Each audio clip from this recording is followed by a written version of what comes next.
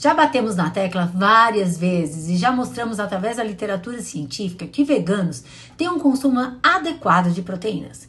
Mas agora mudando um pouquinho o foco de proteínas, vamos olhar para os aminoácidos. Como que está a adequação de aminoácidos entre a população vegana brasileira? Será que eles atingem as necessidades diárias? E além disso, como está o consumo de alimentos ultraprocessados dessa população? Hoje nós vamos trazer os resultados recém-publicados no JAMA Open de uma pesquisa feita por um grupo de pesquisadores da medicina do estilo de vida da Faculdade de Medicina da USP.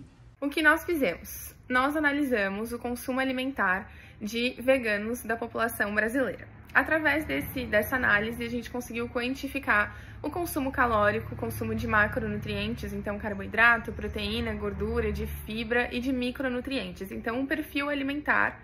E além disso, a gente queria verificar o consumo de aminoácidos, não só de proteína de forma bruta, mas também aminoácidos. E queríamos também ver o grau de processamento das dietas veganas da população brasileira. O que nós encontramos? O valor calórico consumido em média foi em torno de 1.780 calorias. Dessas, 15% aproximadamente eram provenientes de proteínas, ou seja, 1,12 gramas por quilo de peso. Valores acima dos valores recomendados, então nós conseguimos contrapor aquela ideia, aquele estigma de que dietas veganas são dietas inadequadas em relação ao consumo proteico. E agora olhando especificamente para aminoácidos, em média 95% da nossa amostra possuía uma adequação de consumo de aminoácidos.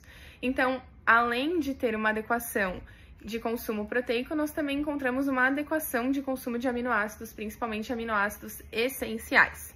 Outro ponto importante, como eu citei anteriormente, é que nós fizemos uma classificação do grau de processamento utilizando a classificação nova, para a gente entender como que era o perfil de consumo de in natura e minimamente processados dessa população, ingredientes culinários, alimentos processados e alimentos ultraprocessados. Então, utilizamos a classificação nova. E a partir dessa classificação, nós conseguimos observar que os veganos consomem em torno de 66% das suas calorias totais da dieta provenientes de alimentos in natura e minimamente processados, valores acima dos valores reportados para a população brasileira geral. E quando a gente olha para alimentos ultraprocessados, os veganos consumiam em torno de 13% de alimentos ultraprocessados, das suas calorias totais provenientes de alimentos ultraprocessados. A população brasileira, saiu um estudo recente, inclusive, mostrando que consome em torno de 20%, então valores superiores do que a população vegana que respondeu esse nosso estudo.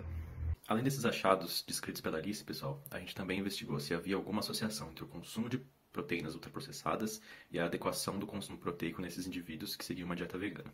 E o que a gente encontrou é que quanto maior o consumo de proteínas ultraprocessadas, maior a probabilidade desses indivíduos terem um consumo proteico adequado, ou seja, acima da recomendação de 0,8 gramas por quilo por dia.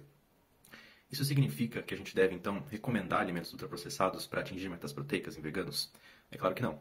A interpretação desse achado requer um pouco mais de nuance. Quando a gente olha para os alimentos proteicos ultraprocessados mais consumidos nessa população, a gente viu que os dois alimentos do topo do ranking eram a proteína texturizada de soja e isolados proteicos em pó, como por exemplo proteína de soja, de ervilha ou de arroz. E o que a gente discute no trabalho é que esses alimentos provavelmente não compartilham das mesmas características que fazem outros alimentos ultraprocessados serem deletérios para a saúde. E de fato, pessoal, hoje nós temos estudos que buscam fazer subcategorizações dos tipos de ultraprocessados e o que eles acham é que diferentes tipos de ultraprocessados podem ter efeitos diferentes na saúde cardiometabólica das populações. Isso significa que nem todo alimento ultraprocessado é igual. Vale a pena citar que esses não foram os únicos alimentos proteicos ultraprocessados que a gente encontrou nessa população.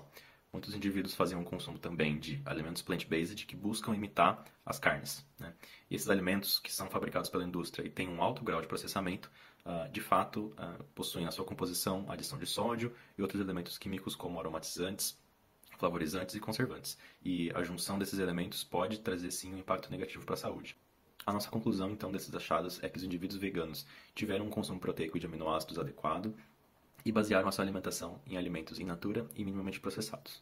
Ainda, indivíduos veganos e profissionais da saúde, como nutricionistas, precisam voltar a sua atenção para os tipos de alimentos proteicos consumidos por essa população sempre buscando basear esses alimentos nas opções mais naturais possíveis com o menor grau de processamento.